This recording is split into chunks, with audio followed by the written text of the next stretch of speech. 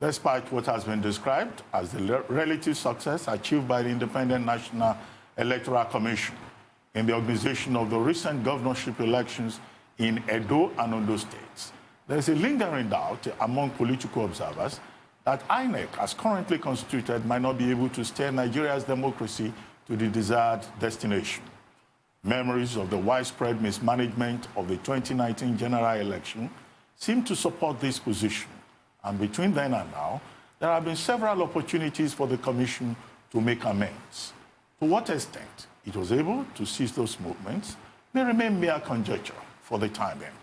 But with the tenure of Professor Mahmoud Yakubu, the INEC chairman, and the tenure of 5 out of the 12 national commissioners also due to expire in less than a month, the narrative around the Electoral Commission may be about to change in a most profound way. President Buhari's nomination of his special advisor on social media, Lauretta Onochie, may also have ignited that conversation. Joining us now to remind us of what the Constitution says about all of this is Liborous Oshoma, social critic, lawyer, and head attorney at the law firm Liborous Oshoma Chambers. Welcome to the program, Liborous Oshoma. Good morning. Yeah, good morning.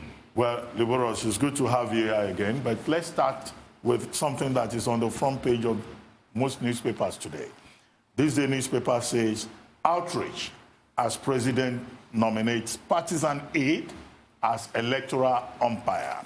One of the stories on the front page of this day today, it's also in other papers. And we're told that there has been an outrage, serious objection to the decision of the president to nominate one of his aides, Lauretta Onochie, who is also a card-carrying member of the All Progressives Congress and who is a very outspoken member of that party, either on social media or other platforms, to nominate her as INEC commissioner.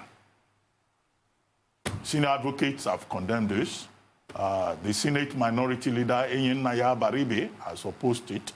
Other voices of reason have opposed it. Opposition parties have said it is wrong. Is it possible that the president will nominate a member of his party, his aide, to join the INEC board without having done due diligence and without following due process?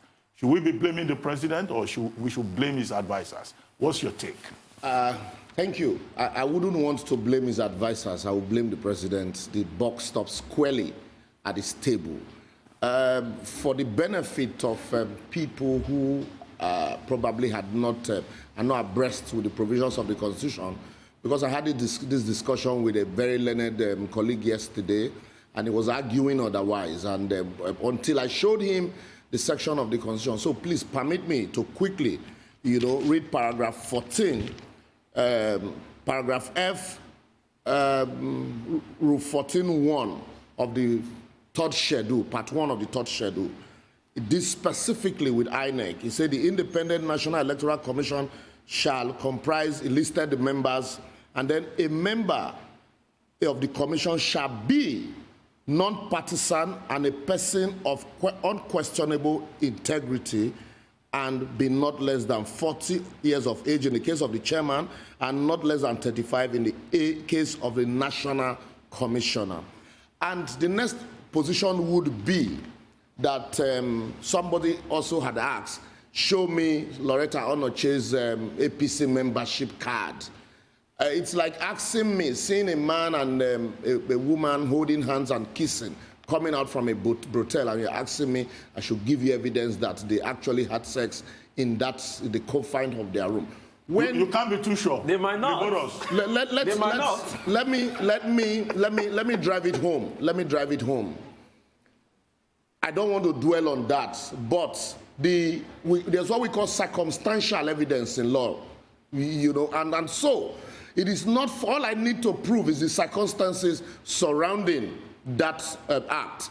And then secondly, when Shehu Onigbinde was appointed as special advisor to the Minister for State for Budget, APC members cried foul that there are so many APC members who had worked for the government, and so you cannot go out and appoint somebody who is a critic of the government to serve in the government.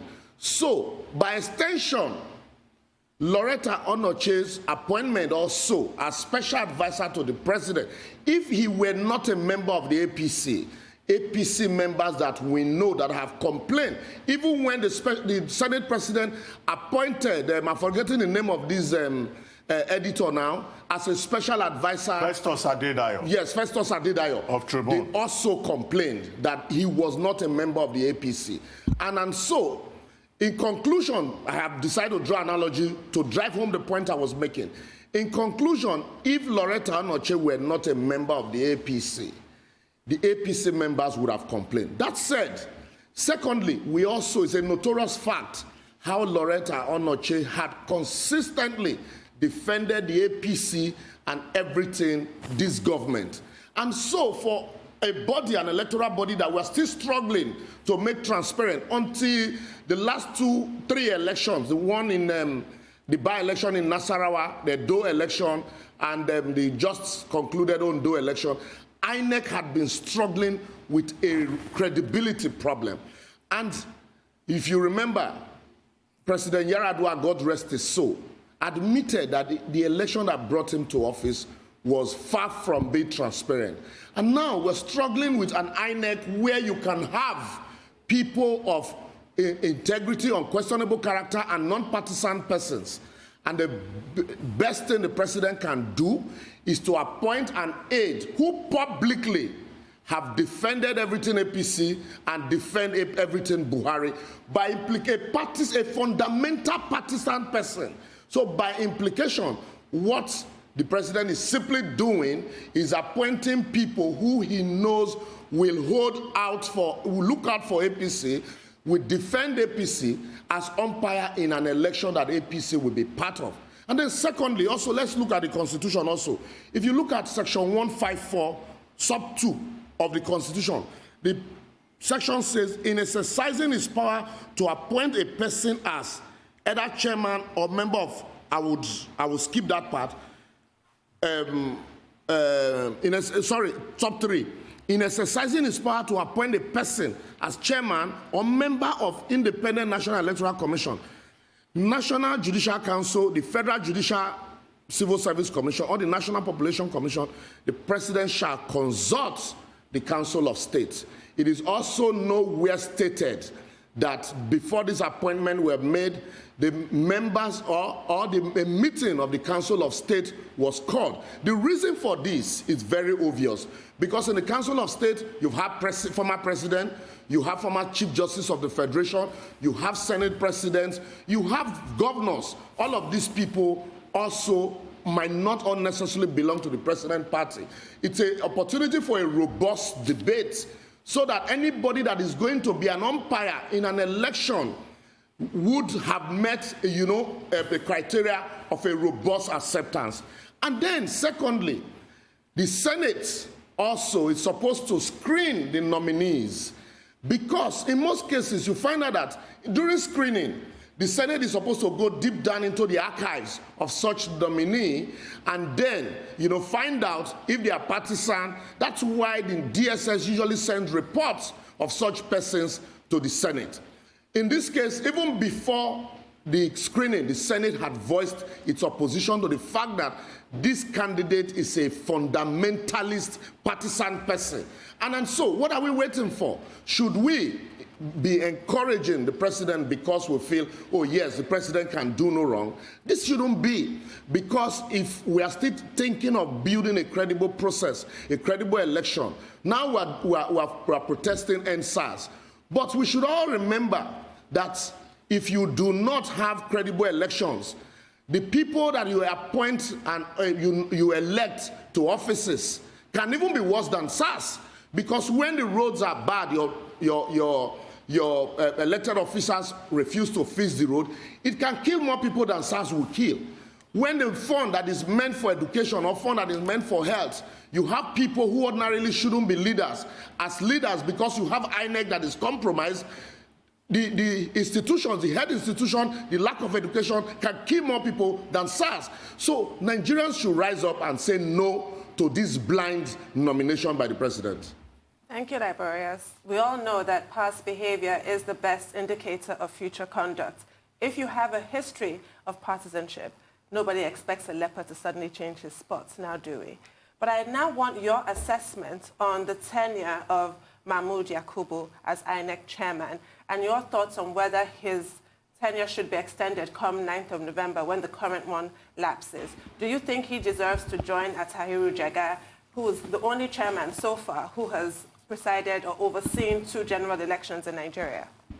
Yeah, for Professor Yakub Mahmood, if you remember when he took over as INEC chair, it was most of the elections he conducted were inconclusive. Also, in 2015, the card reader that was introduced by Jega in the 2015 election, the card reader performance, the card reader's performance was about 49% success rate. But in the 2019 election, the card reader's success rate fell abysmally low to about 19%. These are INEC records, they are not mine. And in Kogi, it was as low as 9% success rate. But we have seen the introduction of a novel idea, the Z-Pad by INEC, in Edo. They started from Zamfara, then Edo election, and then subsequently in Ondo election. So these are improvements that INEC can build on.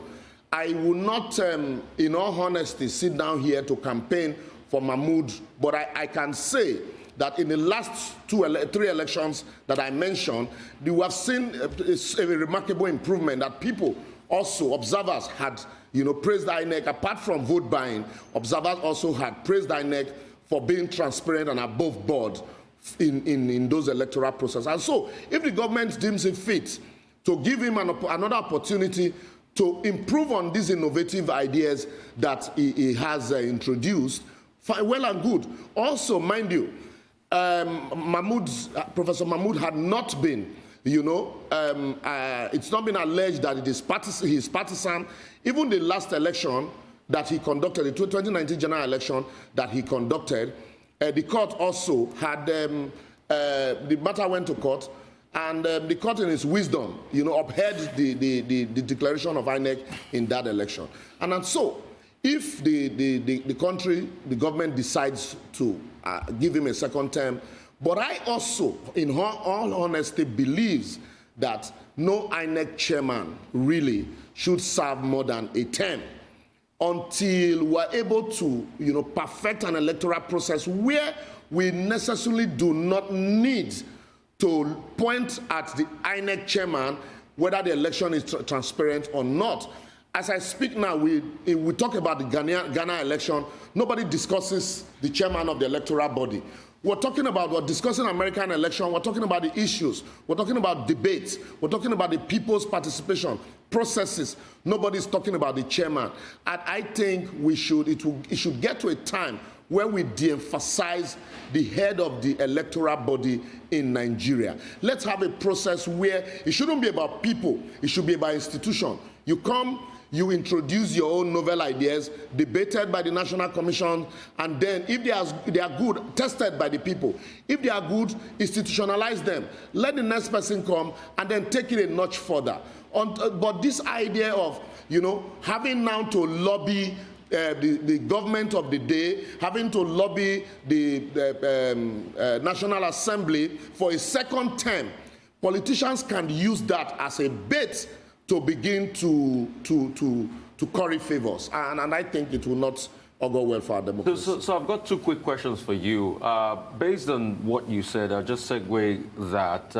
So how can we get to that level? A lot of people will say, okay, maybe we should have an electoral college. That's going to be number 1 suggestion by a lot of people, because they say that there's never been a time that the head of the electoral body has not been prominent. And the name goes back, from Mbosu to Whiskey to Ephraim Akpata, to Abel Gobadia, to Atahiru Jega you've talked about. It's always about who that person is, because that person features prominence. So would you favor an electoral college? The second question will be, now that you've reeled out the constitutional provisions, then what does the Constitution say if you appoint somebody that is partisan, for instance? Is it a case that will go to court at some point? Do you want to try this out in court and define, you know, the partisanship level? Is it possible? What should happen now? Or is it just public outcry and the president should stop it? No. But let me take your question, the first question first, before I come to this other one. If you remember, like I alluded to when Yar'Adua, you know, became president, those people in government now, majority of them, cried foul that, look, there was no need for the president to be appointing INEC chairman. The then President Yar'Adua set up the waste panel, and then they went around the country collating memorandum from people on how to move our electoral processes forward, how to be more transparent with our election. And then for the chairmanship of INEC, they came up with a proposal that let it be open. Let it be open for nominations. Let it be open for nominations, and then eventually 3 persons would be selected by a body. And then the president, out of the 3 persons, the president should not be part of the selection process. And then out of those 3 persons, the president can now appoint 1 person.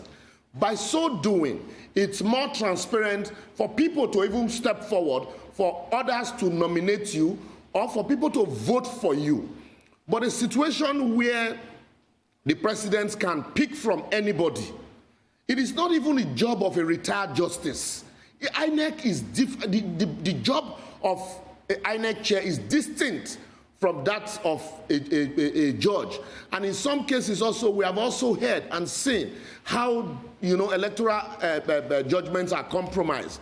And Justice Kayode Esho once said, about blessed memory, once said, behind every allegation of bribery against a judge, there is one senior advocate somewhere or a retired judge somewhere.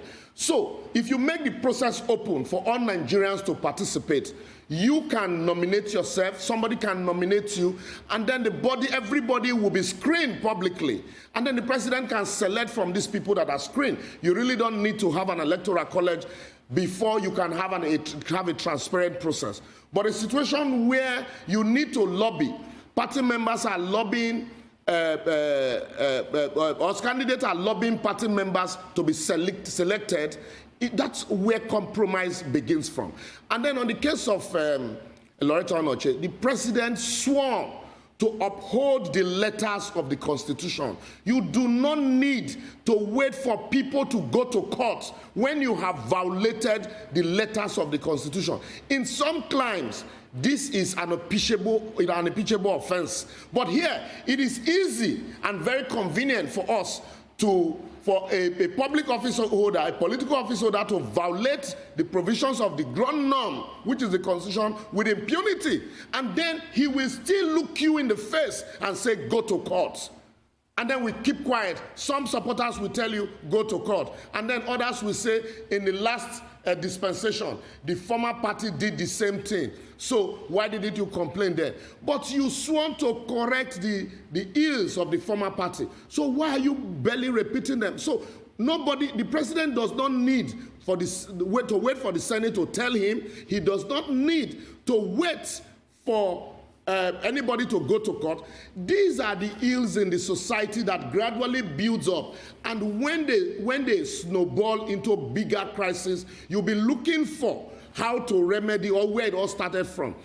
When this SARS and police brutality started, I do not think that the government of the day at that time expected that someday Nigerians will rise unanimously to begin to speak against it, irrespective of the fact that you say we have banned it. So it is the same thing here. The moment you begin to appoint your party members as members of the electoral body, and then you say go to court, that a day will come when there will even be no court for people to go to, or you will not be opportune to occupy that seat because the people would refuse you from even holding election. So the time for us to begin to look at the provisions of the Constitution and uphold the letters of those provisions is now. The president does not need to wait for anybody. Since people have pointed him to the fact that this person is a party member, or even if he's not a party member, he is so close to you and have defended you vociferously to the fact that he cannot be said to be unbiased in any affair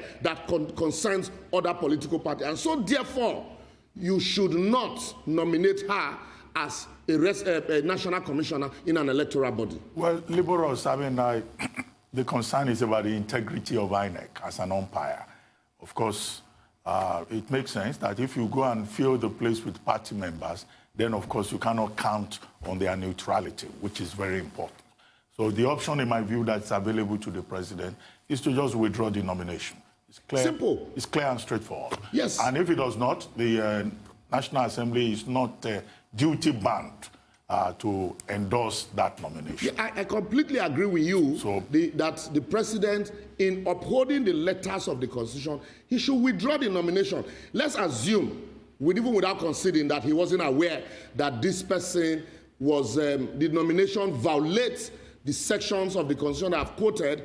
Let's even assume that he was his aide that smuggled that name. Now that he's aware and the people have cried out, as a born-again Democrat that he have claimed to be, let him honorably withdraw the nomination, because also he has shown by this recent action that he wants to listen to the people. And like they said, vox populi, vox Dei, the voice of the people is the voice of God. The people have been unanimous on this, including the Nigerian Bar Association, to say, including the civil society, including Situation Room, to say, these are people who are stakeholders in the electoral process, to say this is against the Constitution. So the honorable thing for him to do is to withdraw the nomination. But even if he fails to, the National Assembly, this is not the time to be a rubber stamp. This is, I heard the Senate President recently saying that they wouldn't mind being rubber stamp in the interest of Nigeria. But this is against the interest of Nigeria. This is against the letters of our law. And so this is not the time to want to be rubber stamp, to adopt everything the president put forward to you, or you say take a bow and go. This is the time to stand on the side of the people. I think it's fairly straightforward. That nomination. I think it's fairly straightforward. Let's just wait and see what happens. But earlier on, you referred to the elections in Edo and Ondo State. And there are many Nigerians who think that INEC did well. But there are some other people who claim that, well, if there has been any improvement in terms of performance, it's because these are off-cycle elections, which allowed for a concentration of effort and resources and logistics, hence making it easy for INEC to raise the level of its performance. But that in a general election, there are still issues to worry about that Nigerians should talk about. One, the Electoral Reform Bill is past second reading, but I don't know whether you have any information or you are very certain that this National Assembly, the 9th National Assembly, will work on it. There's also the Electoral Offenses Commission Establishment Bill, which many Nigerians have been asking for. Is there any guarantee that this 9th National Assembly will move quickly with those two very important pieces of legislation? Yeah, first and foremost, I agree that the elections, the Ondo elections I mentioned, we are not where we ought to be, but we are not where we were. And so there are marked improvement. A lot of people agree, including the actors in the election, and that's why even the Edo election, the APC had refused to approach the tribunal because they also saw that there were improvements in that election. But that said, that I also pointed out that there were a lot of there were accusations of vote buying, and so INEC also cannot be completely exonerated, when they are vote buying and nobody is prosecuted. So that also should be a duty, a responsibility for INEC. And also that's why I believe, and I canvass seriously, that it should be about the institution and the process and not about individuals. Because if we reduce it and narrow it to individuals, and then, like we saw during the Jega, the gains made, and how in the first few elections conducted by this current INEC body, they were all inconclusive, that even people, jokingly decided calling them INEC Inconclusive National Electoral Commission. But now there are improvements. And those improvements are even without the amendment to the electoral laws. So what is the difference? The difference here is that we have introduced technology to checkmate fraud. At every improvement process that we have, apart from the option A4, is the fact that we introduce a novel technology. So what we should be doing now is how do we now accommodate those technology and even better ones in the electoral act that we have, because the electoral act that we have, apart from giving INEC a leeway and opportunity to innovate for accreditation purpose, we do not still have a situation where we can do electronic voting. I'm not saying that is a problem that will solve everything, but these are technology that other people are using and they are able to streamline the irregularities in their process.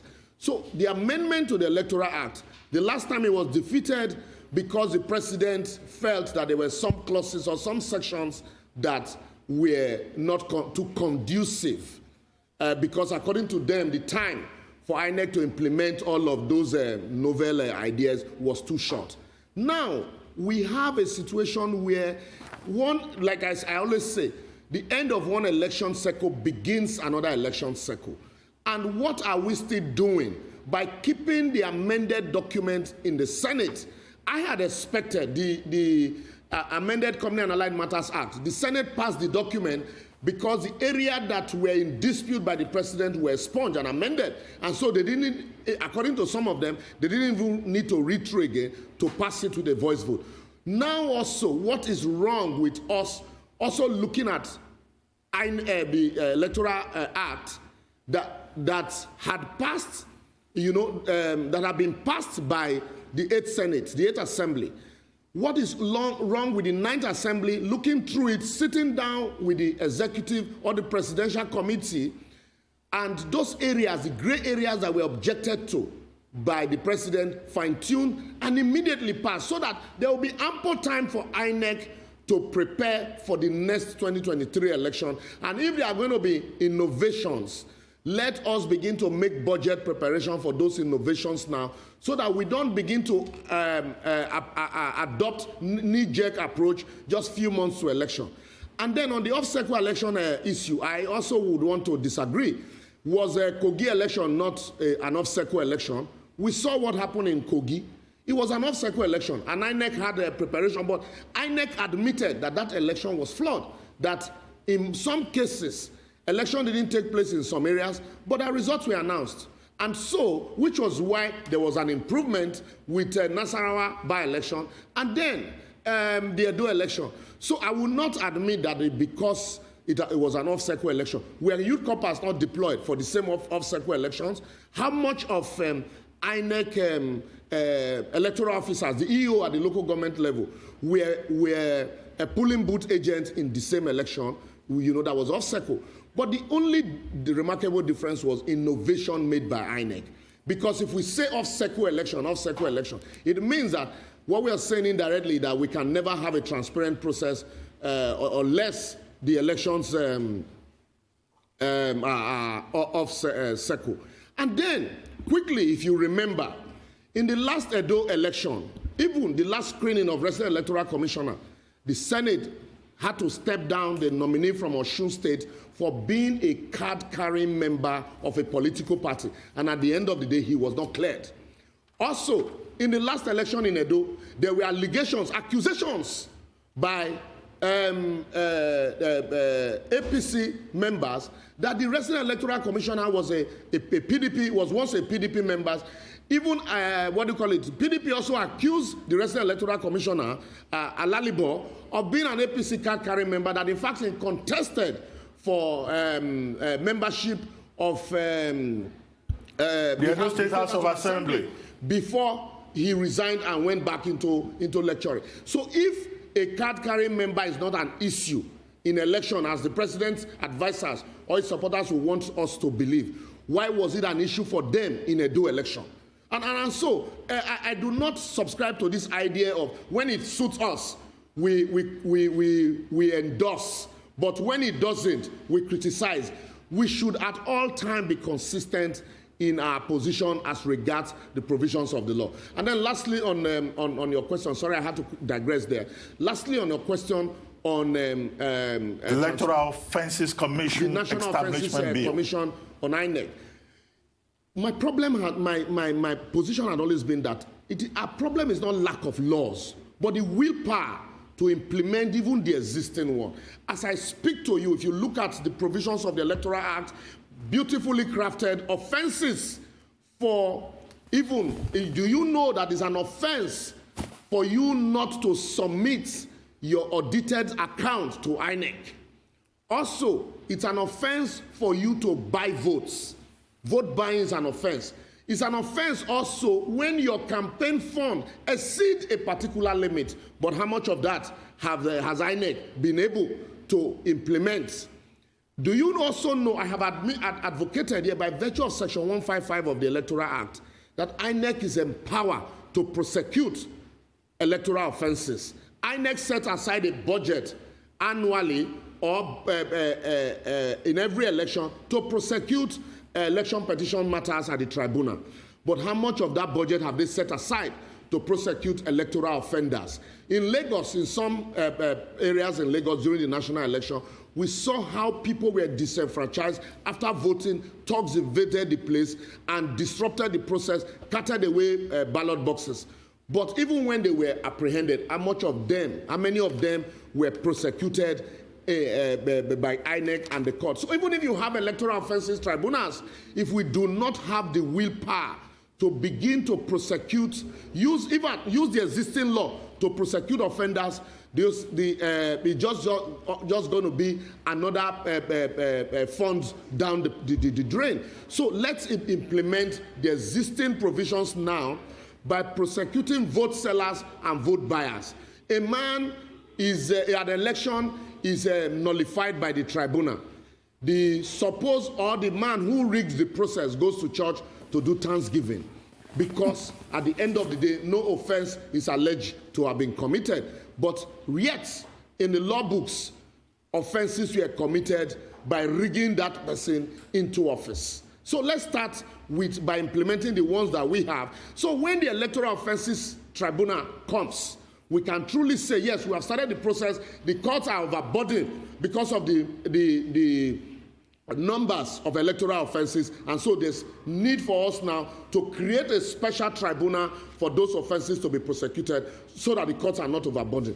But as I speak presently, we do not have electoral offenses. The electoral matters, even in our normal court, not to talk of creating electoral offense. I'm not saying let's not have electoral offenses tribunal, but that will be a duplication of effort presently, since we do not even prosecute electoral offense. Well, we ask these questions, and we're often told that INEC simply lacks the capacity. But it's funny that INEC can unilaterally dissolve political parties that they feel do not get enough of the numbers and are not quite up to par, but cannot demand audited reports, as the Electoral Act compels them to, actually. And speaking about the Electoral Act, which, as you've said, you observe that it's really gone to the back burner. I'd say since December 2018, it's actually fallen off the front pages.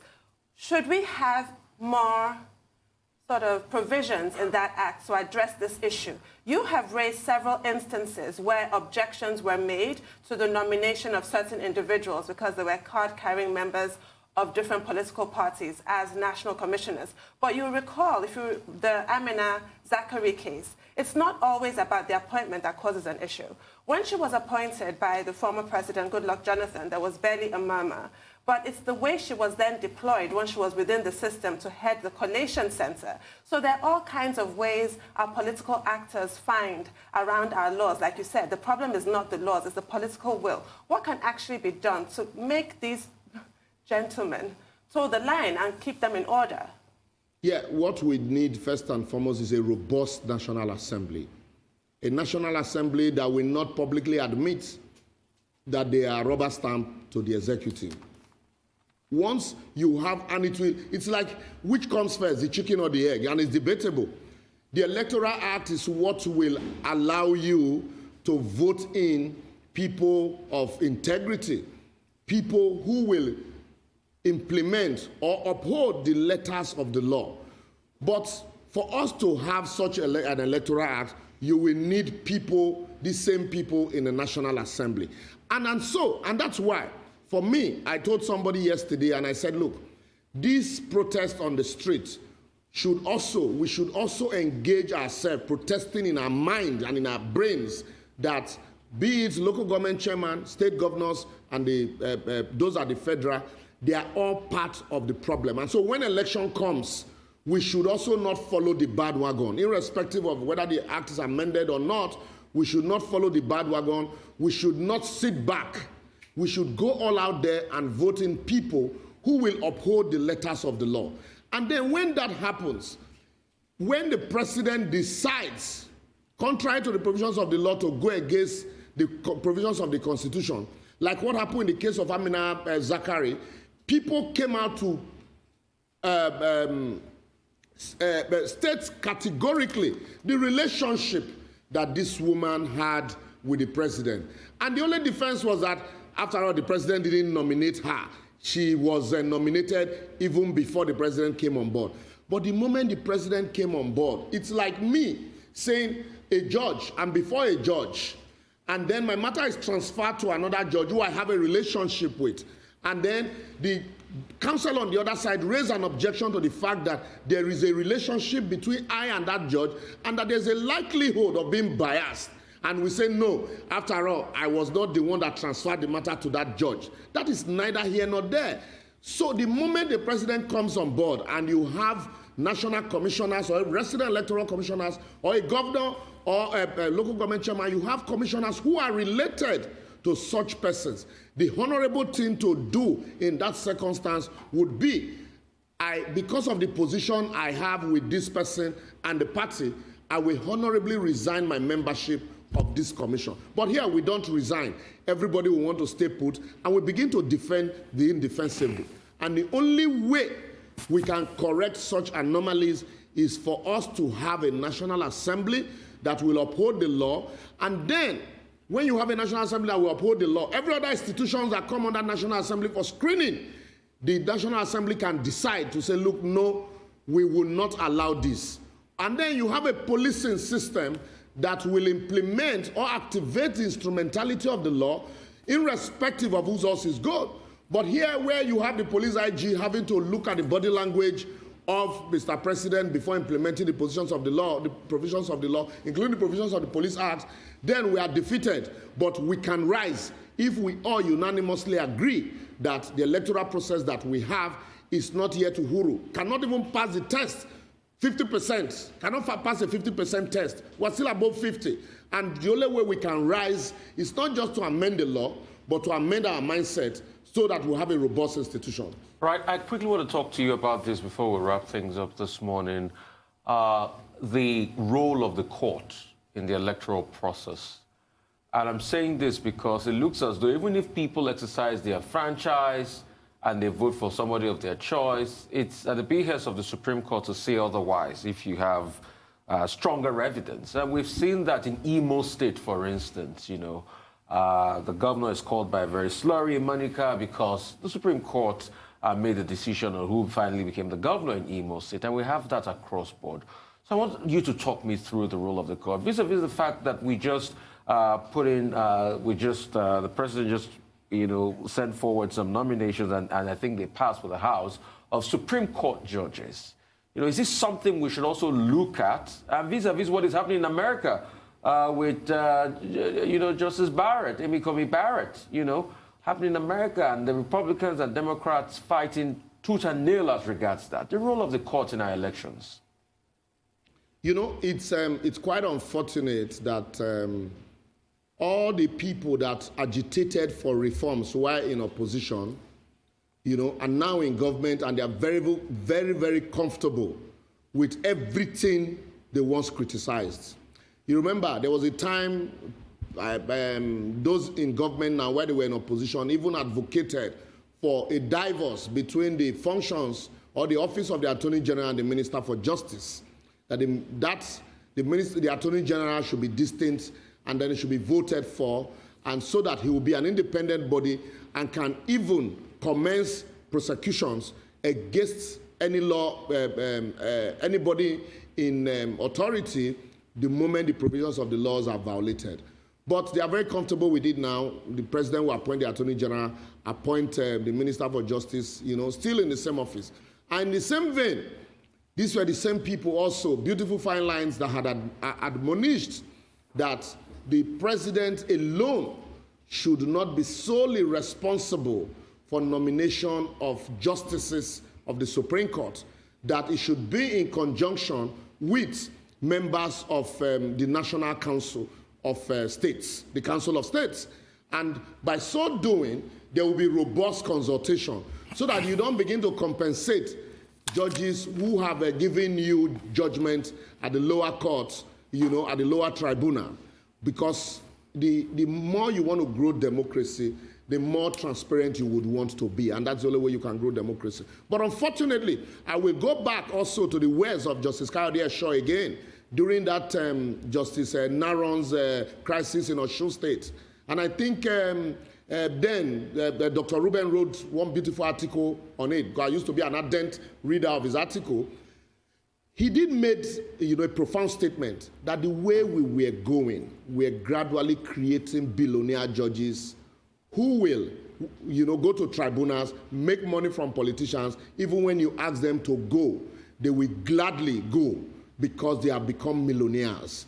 When this same government came on board, there was what we call, whether sting operation or no sting operation, by the DSS on houses of judges and how they were raided, how their houses were raided, how we all shouted that, no, you use the NJC to discipline judges. But today, all of that, it's in the dustbin of history. You still have a situation where judges still go to tribunals.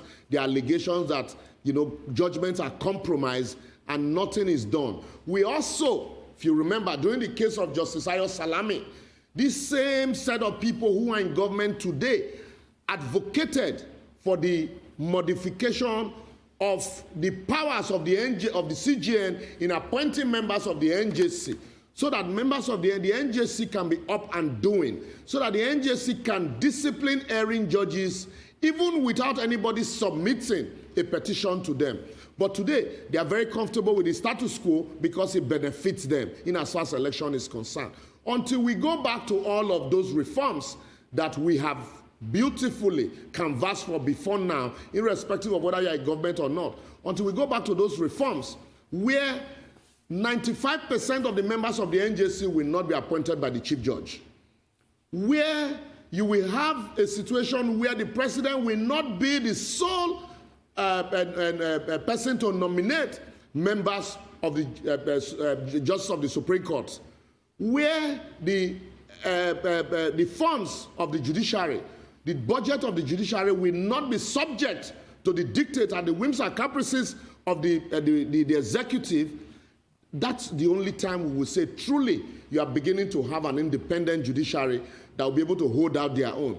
But presently constituted, what we have are situations where in some cases, sorry to say, there are some cases you read through judgment of the tribunal where even a layman will be faulting the judgment of the Supreme Court.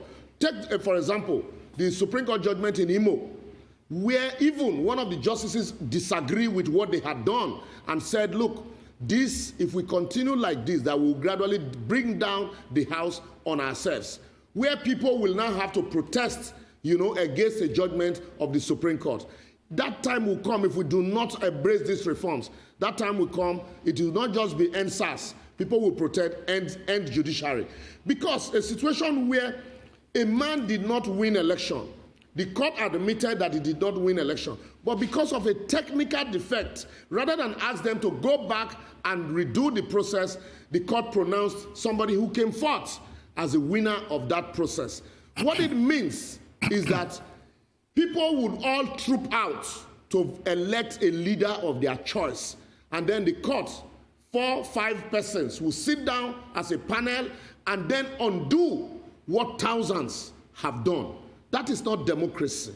Also, if INEC chased reforms and transparent electoral processes like Edo, no politician will want to go to court because the process will be so clear that you cannot fault it. Well, Liborous, we have just about 3 minutes to go, but we would like to take your thoughts on the NSAS protests and the steps taken by the federal government, and what else the federal government should do to get the protesters off the streets so that the various demands can be implemented. There are many. It is not just the federal government. Take, for example, this NSAS now had moved beyond SARS. I said something very instructive. We are all SARS. A situation where the money meant to pay police, the National Assembly members are going home with, almost times 10 of the salary of a policeman, and yet to give a gun to that policeman. You have oppressed the policeman, he will in turn oppress the people because he can't oppress you. That's also a SARS. So if the National Assembly members sit back, preempt the protesters and say, you know what, we don't just want to see this from party lines. Let's slash our salaries, our allowances, as a way of contributing to the national purse, to fund the police, to fund education. Let members of the executive also, toe the same line and say, you know what, in all of this, because it is not about banning SARS and then creating SWATs. It is the same mentality. It is the same people. It's like what we call problem change uniform. So it is the same people that you have there. So a situation where the mentality is still the same, this condition is still the same, the people are still suffering, you will know that it's not about pronouncement, it's about being proactive. Let the president and his cabinet and the National Assembly member take steps by saying, look, we feel your pain, we want to slash salaries and allowances, we want to ensure that all of this fuel price increase, the tariff increase in electricity, all of this, we want to find a way to cushion the effect on the painful effect on Nigerians. And when you do that, the people will sit back and say, you see, we're seeing proactive steps being taken. But when you say, oh, you think it's about just SARS, you'll be deceiving yourselves because it has moved beyond SARS, and people now are coming out to actually ventilate their anger. They might not be angry with SARS, even though there is no young man in Nigeria that had not been harassed by police before. But they have other pressing issues that bothers them. Lack of leadership, lack of transparency. So let's provide leadership, and you will see that will assuage the people, and they would, retreat and give you an opportunity, to do it right. Well, thank you very much, Liborous Oshoma, for joining us this morning on The Morning Show. My pleasure. Thank you very much indeed.